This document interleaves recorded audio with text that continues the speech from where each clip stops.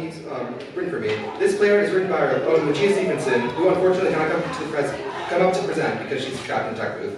It is the first chapter of a sci-fi novel adapted for the stage. Lucia is so grateful to be directing one last time before graduation, alongside such an incredible cast and crew. She wants to thank her mom and dad, Audrey and Tim, her fellow directors, and of course, everyone at FET. Without further ado, I present you to your new partner.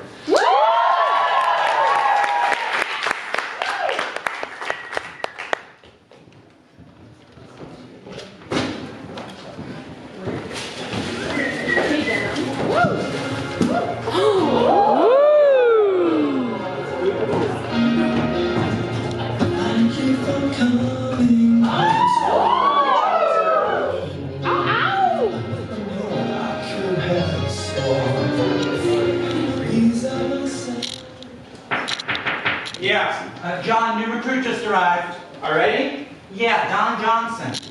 Nice. What's his name? His company name is Donald Johnson. You remember the young man that sent in the tape? The guy who sent in the tape? He got in? He was very convincing. Aside from that, I spoke with and hired him myself.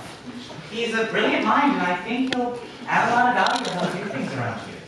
He's in the waiting room. I'd like to head over. All right, I'll be over in 5 seconds.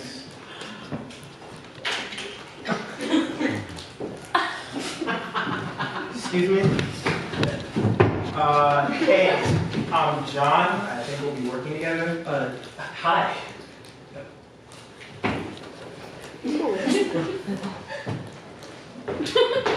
Oh, great, you made it.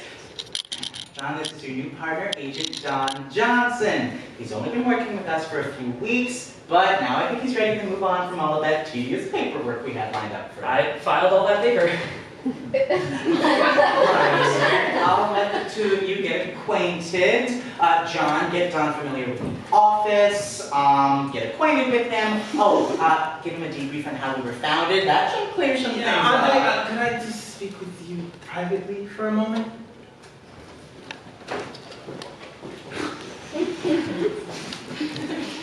I'm so confident, but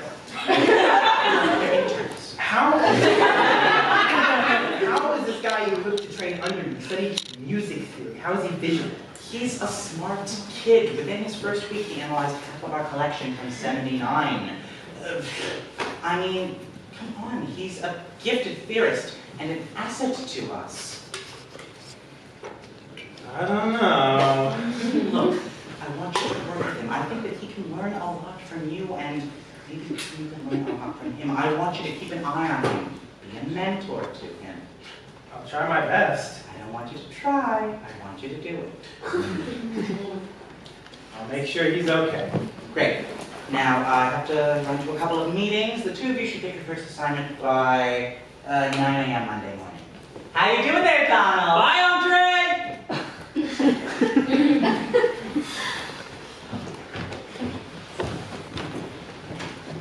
Right this way.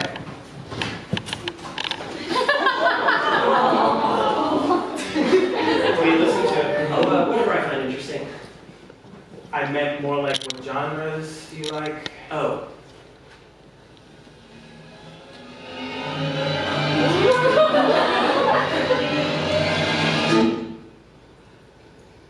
Pop. Well, the first thing you want to know about is our company's history.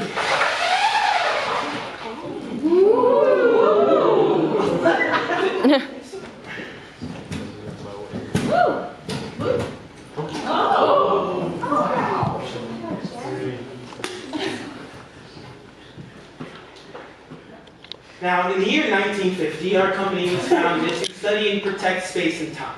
In the beginning, our two founders just wanted to advance our understanding of it, while one tinkered with a portable, handheld device of a mysterious nature, the other discovered something unimaginable. Not a technology, but an ability that would fundamentally change the laws of physics. Humans have the ability to move particles at will. As far as we know, yeah, including light. Which is Crazy, huh? Funnily enough, when Andre first started, one of the founders said he'd be shown a demonstration, and then he pointed a beacon of light off the edge of a cliff and started walking across it without saying a word. That's terrifying. Yeah, it was a sick joke.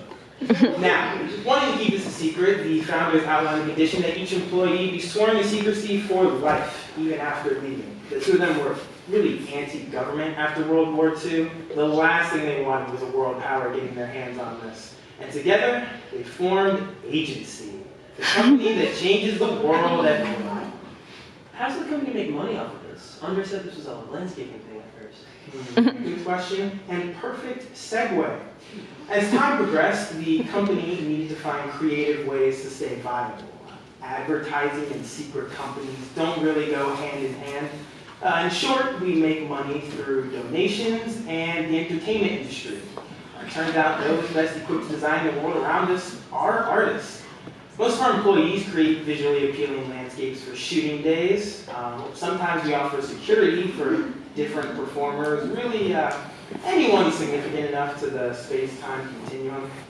Now, after nearly 3 decades, Agency has grown into an omnipresent powerhouse with nearly dozens of locations nationwide, advancing the arts, sciences, and protecting humanity itself. Woo!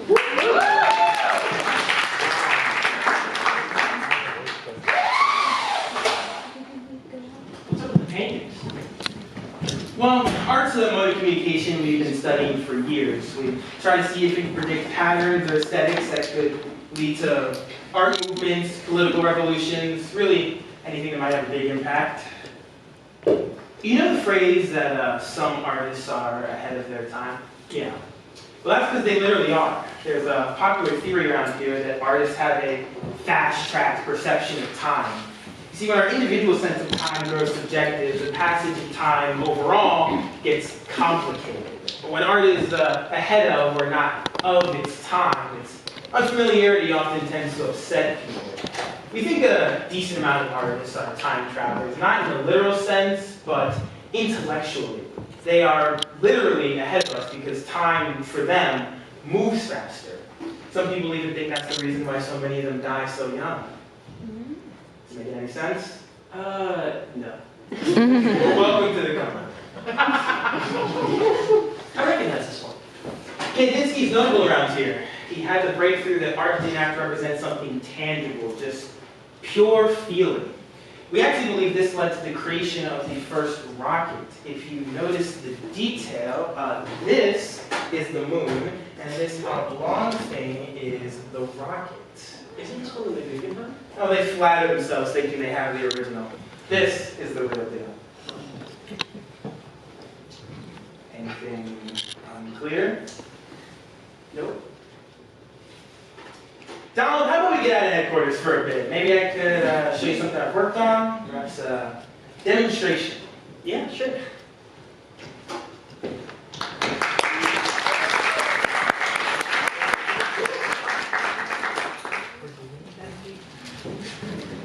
Where are we? The beach. The one I kind of regret wearing my dress shoes then. Now listen, I brought you here because I want to teach you something important. The abilities we have are powerful, something most wouldn't dare try. Now when you use this one day, treat it with the respect it deserves. As discovered early on, all you really need in order to achieve pretty much anything is inquiry, imagination, and the willpower to make it happen.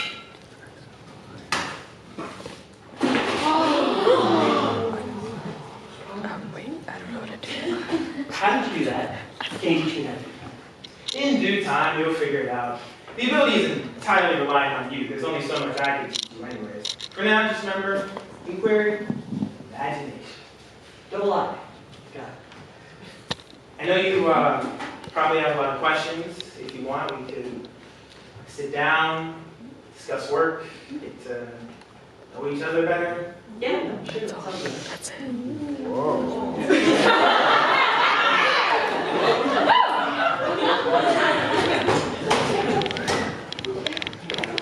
Yeah, I get everything else. So, if you don't mind me asking, can you please tell me how any of that works? will to do it. That's literally how it works. You have to be confident you can move the world the way you want to. If there's any remaining doubts in yourself, you'll never get it. That sounds too simple. That's the truth.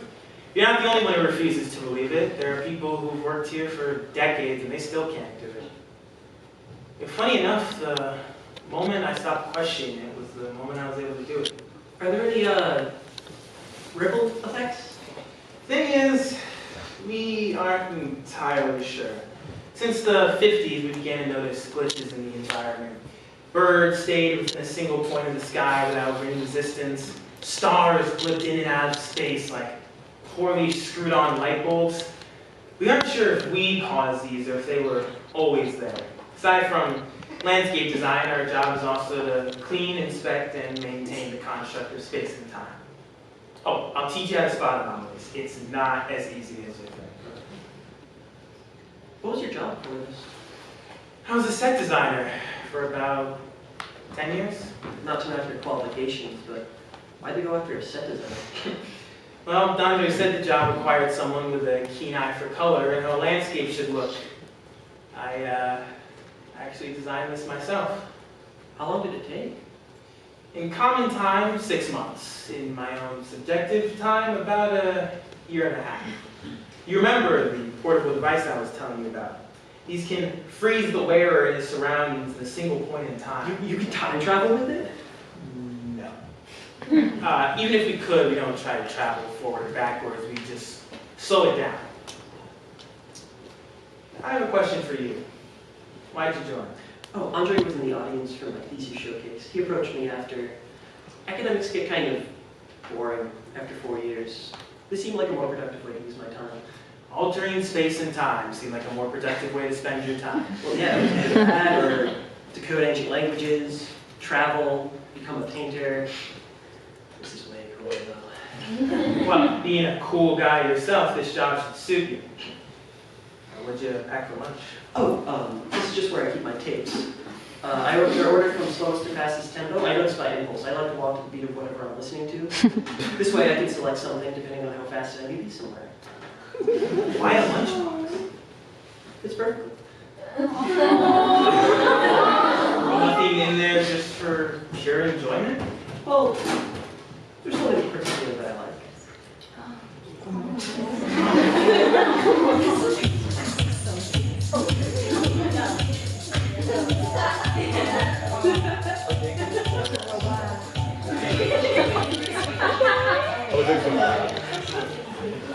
Nice. One thing I'm curious about. Your application. Why did you send in a 30-minute long interview where you asked yourself questions dressed as Barbara Walters in full dress?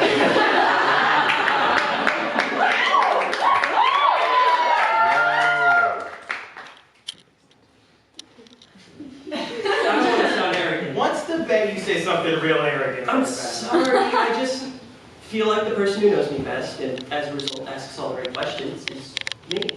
And out of all the formats for a job application, an interview on tape just fascinates me. Seems like a good fit. Why Barbara Walters? PhD. You always seem like you have a lot on your mind. Why don't you talk that much? Oh, I feel like when I share my thoughts, I tend to talk about what interests me the most, but when I talk about my interests, I find it's really hard to stop. I can feel like it can be too much for some people. I don't like wasting people's time like that because sometimes I feel like I'm worried that my thoughts won't even lead anywhere. It's just more polite not to burden people with that. Well, speaking your mind isn't always a burden. You seem like a nice guy, so that shouldn't be an issue. Thanks.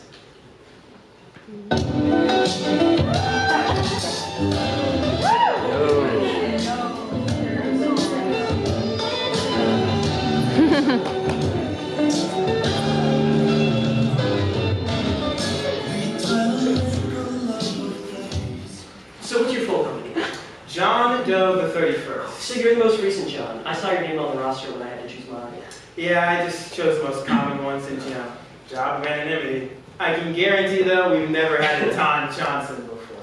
Well, yeah, I had the same idea you had, that I should just use the most common name, but then I tried scrambling the letters from John Doe to Don John, expanded it to Donald Johnson, and before I even realized what I did, I already filed all the paper because the guy at the front desk was giving me a mean look after I took a full minute to write the name down. That was a lot, sorry. You're good. There's just so much about this company I want to learn about now. There's a lot. I want to know all of it. You know, going into this, I thought that if I really paid attention to and analyzed everything, that I'd eventually be able to understand it all. But I found that the mystery, the constant state of exploration is one of the things that makes the job interesting. Honestly, the best part of it is that the pursuit of knowledge here is like a linear slope. The climax, the high point of your life is always at the very end, and you can die with satisfaction. As weird as it sounds, it only gets better from there. Curiosity is still a great thing to have. Oh, looks like it's already past 5. I haven't been out here a whole hour. Actually, it's been about 3.5. Mo. You're actually I slowed down the time for you. Figured you should have all your questions answered on the first day.